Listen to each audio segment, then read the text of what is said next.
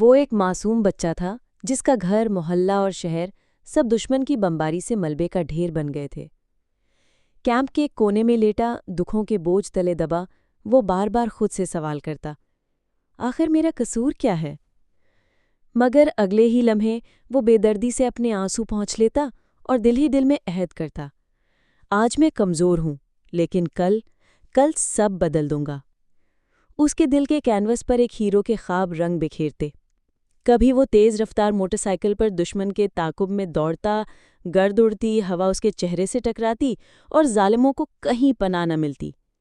کبھی وہ ایک بڑے جنگی جہاز کے کاکپٹ میں بیٹھا آسمان کو چیرتا، دشمن کی کمین گاہوں پر بم برساتا اور دل ہی دل میں کہتا، یہ معصوموں کے آنسوؤں کا انتقام ہے۔ کبھی وہ بحری جہاز کے عرصے پر کھڑا ہوتا، دہاڑتی لہریں اور توپوں کی گن گرج زمین کو ہلا دیتی اور وہ اعلان کرتا، سمندر بھی اب ظالموں کے لیے قید خانہ بنے گا۔ اور کبھی وہ فضاؤں میں باز کی طرح پرواز کرتا، نیچے زمین کو دیکھتے ہوئے سوچتا کہ اب ظلم کا وجود باقی نہیں رہے گا۔ یہ سب صرف خواب تھے، مگر انہی خوابوں میں اس کی طاقت چھپی تھی۔